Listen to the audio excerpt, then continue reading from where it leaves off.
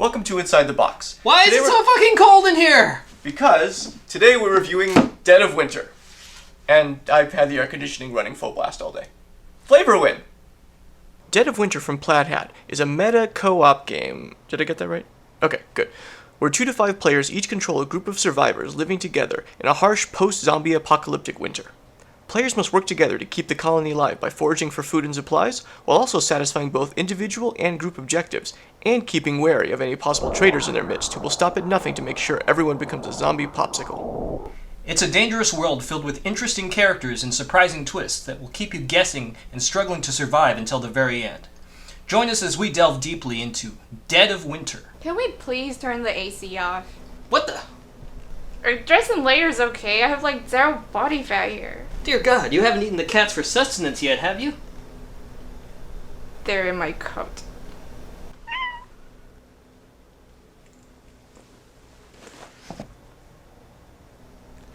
They're warm!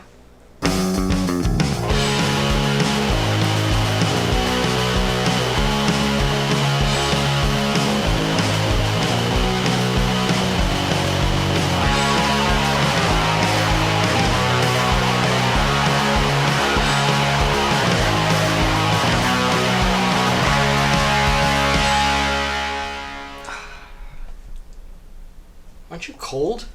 Oh no, I'm from Jersey.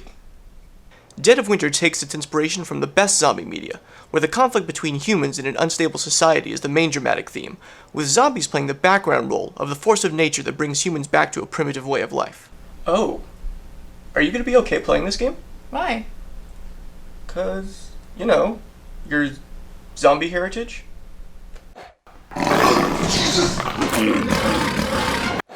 Yeah, my people are from the north. These are southern zombies. Stupid fast walkers. Huh. They all look the same to me. Setup starts with choosing a main objective. This card represents the colony's overall goal and the game's win condition. Objectives can be as simple as surviving a certain number of rounds, or more complex like preparing for a mass exodus or collecting biological samples from dead zombies. Each player in Dead of Winter will control their own group of characters. Because the zombie apocalypse is a lot like high school, apparently, each exclusive clique of think-alikes forms a cult of personality around a leader who does nothing as far as we can tell. Players start their clique by choosing 2 of 4 survivors randomly dealt to them. Each character has different stats for influence, attack, and search, as well as a unique special ability that fits their job. So I got Maria Lopez, a teacher. I don't get her special ability, though. She can kill a zombie for free when she's at the school. How would being a teacher make you better able to kill zombies at school? Yeah. Oh, so the zombies at school would be former students, right? I'm sure it's really satisfying to be able to go in there and take a baseball bat to the little shits that used to text in class or make smart-ass comments. Oh, no way. I got a pirate and a ninja. This game is awesome. I got a dog, and he shall be my leader. What did you get? A mother and a cook. This sucks. Well, why didn't you choose the other 2? Oh, you mean the waitress or the nurse? Yeah, sorry. But, you know, this is the post-apocalypse. Their old gender roles and jobs don't have to define them. We also get secret objective cards that determine our personal win conditions. Maybe this will give you new insight into the psychological motivation of these brave women. Motherfucker! To win, everyone must collectively complete the main objective, and each player must complete their own secret objective. This is why the designers coined the term meta co-op. Players must work together and contribute to the colony as a whole, but can't win unless they selfishly complete their own goal as well, creating opposing motivations such that you can never really trust your neighbor to always act in the best interest of the colony. This is exacerbated by the fact that one player may be dealt a betrayer objective, which will require them to ruin the colony by reducing its morale to 0. Altogether, the secret objectives fuel an atmosphere of paranoia that feels perfectly at place for a group of survivors hanging on by a thread. Every round, a crisis will be revealed that will force the colony to gather certain resources by the end of the round. Failure can result in things like injuries, extra zombies, or loss of morale. If the morale track ever reaches 0, the main objective is failed. You know, in China, they use the same word for crisis as they do for opportunity. We should call these opportunity cards instead. Okay, well, this one gives us the opportunity to starve to death. See? If we don't come up with 1 food for each player by the end of the round, we lose 1 morale. You begin the game with a few starter items, but these won't last long, and your characters will soon be forced to leave the relative safety of the colony to go forage at nearby locations. Okay, I'm gonna go out for more food.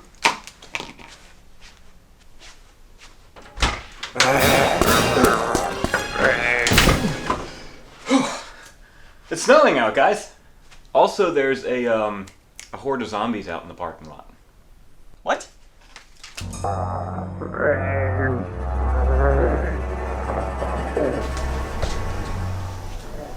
think I'll build some barricades instead. So we're trapped in here? We may have to resort to cannibalism. I call dibs on Hana when she freezes to death.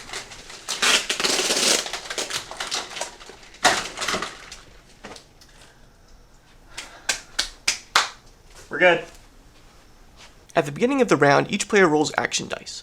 These dice determine the types and number of actions you can perform that round. You can kill zombies at your location by using a die greater than or equal to the character's attack value.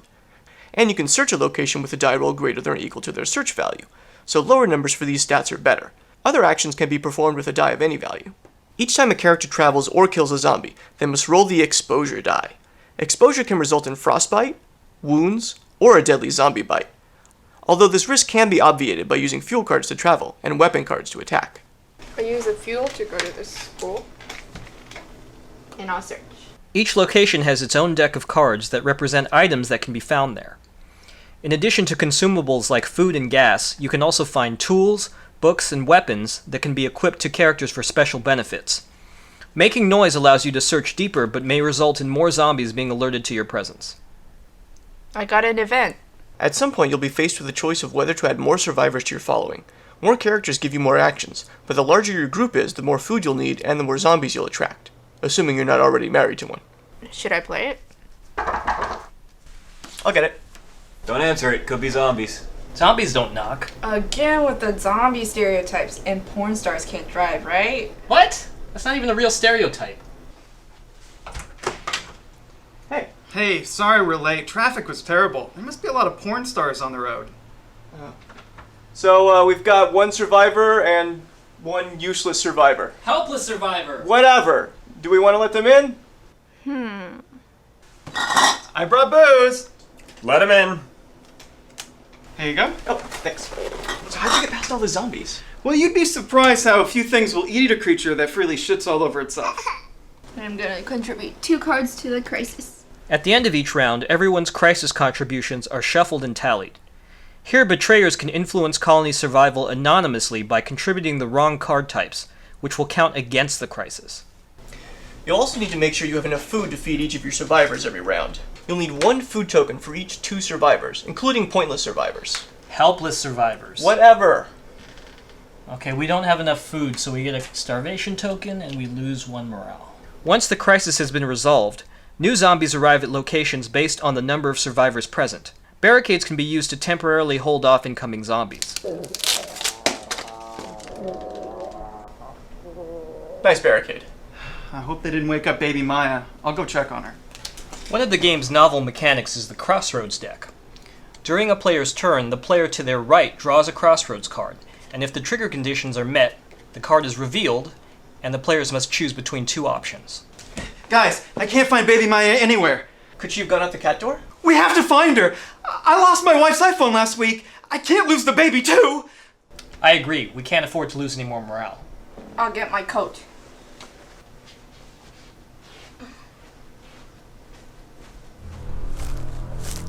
Every Crossroads card gives you a choice to make. Do you take risks, capitalizing on unexpected opportunities to improve living conditions? Or do you play it safe, fearing the unknown, and leaving an already fragile group of survivors with a little less hope? Some Crossroads force you to make a difficult choice between 2 undesirable options. Knowing that the group's morale is the only thing keeping people alive, what would you sacrifice to protect that? There are no easy answers, and these dark and sobering questions really absorb you into the bleak tone of the game. Do you want to build a snowman?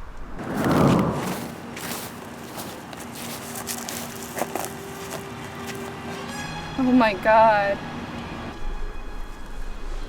We need to bring these back to Sean. He can identify them and maybe give her a proper burial. This is a chicken. See, my daughter didn't have wings.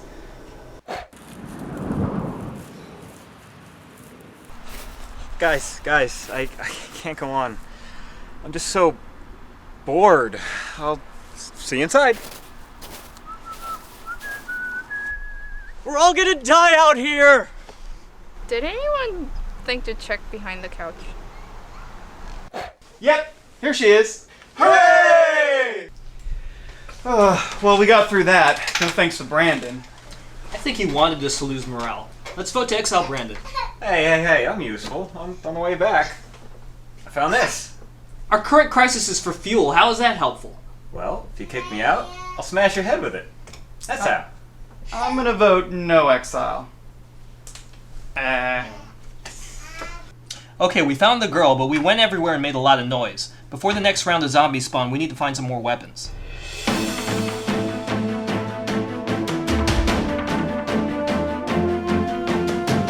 You see, baby Maya? This is how you stab a bitch. You try. Yeah, there you go. You got it.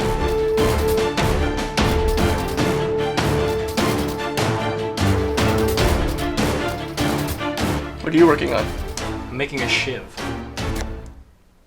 Damn it! You know, I have a gun in the car. Can you cover me? You have my cock. Brandon's gonna get us killed with that casual attitude of his. He's fun. It's the fucking apocalypse. You should be more serious. It's just a game. When is it ever just a game? I'll start placing zombies for the colony phase while we wait. Shouldn't we wait for George to get back? Yeah, we'll save time. It's one zombie per colonist, right? Well, if he's not the traitor, then it's Hana. Maybe we don't have a traitor. We're doing okay.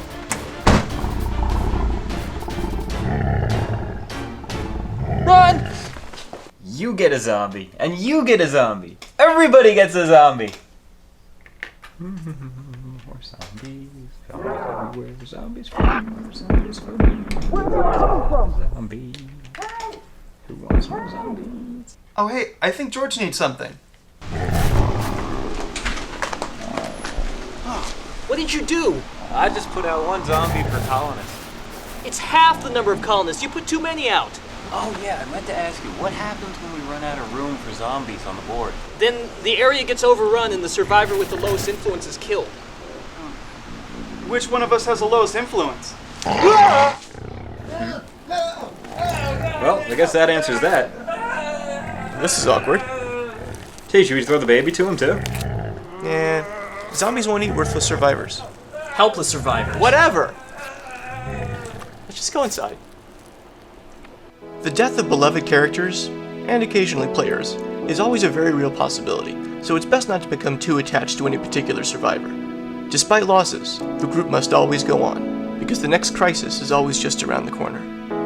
We failed the crisis. We needed fuel and someone put food in. Oh shit, that was me. I thought we needed food. So we have a traitor among us. Because I'm a zombie? Because you put sugar in our gas tank! Racist! I vote to exile Hana. Exiling players is a mechanic that should be used sparingly. The exiled player has to leave the colony but takes their turns normally. They can attack colony members at non-colony locations, steal cards from them, and possibly even kill them. Alright, I'll search. Nah, I don't like that. I'll just make some noise. Nah, I'll make some more noise. One more time. Nah, I'll make a little more noise. There we go. You made too much noise. Now we'll have too many zombies spawn. One of us is gonna die.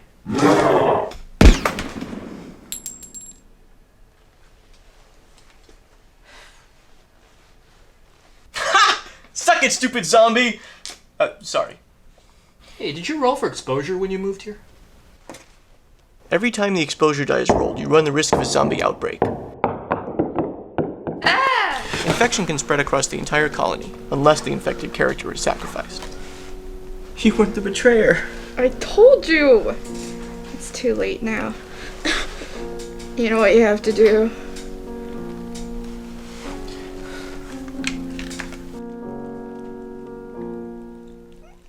No! I have frostbite, you psycho! Just get me a blanket! Then why would you say it like that? But even during the zombie apocalypse, the greatest danger lies not in what lurks outside your colony, but what lurks within. And now I'm gonna attract all the zombies to the colony. What the hell are you doing? It was me. I was the traitor all along. You son of a bitch! Dead of Winter is, in a word, a game. But in 2 words, it's a brilliant game. The game is dripping with flavor and atmosphere, but what makes it truly brilliant is its reflection of human nature. The secret motive cards force players to split their loyalty between what's best for the group and what's best for themselves, so just like real life, this game occupies the gray area between cooperation and competition. Before the game's release, the BGG forums filled a 27-page thread with players debating the issue of what is the right strategy to adopt when you can't complete your secret motive. Do you try to tank the colony so no one wins, putting you in a better position relative to everyone else? Or do you keep contributing to the group, knowing that your contribution won't result in a win for yourself, but will only help others? Competitive players may balk at the idea that another player cheapened their victory by helping the group with no benefit for doing so. But no one in life achieves anything themselves. From the day we're born, we're helped by our family, our friends, our teachers, and the engineers and craftsmen who design and create the world we live in, and the objects we use every day. As an exploration of humanity and the social paradox of our species, Dead of Winter crosses the line from game into work of art. It holds a mirror up to our society, and lets us decide for ourselves what kind of person we want to be, and where values and villainy truly lie. And for a board game, that's a very rare thing indeed. Anything to add? Zombies! Yes, it also has zombies. Zombies! No, zombies! Oh,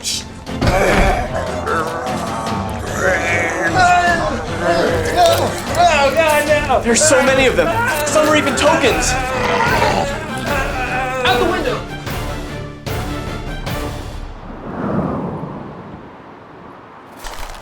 Well, this sucks. We didn't even get to finish the game. I would have won, too. Look, there's a light.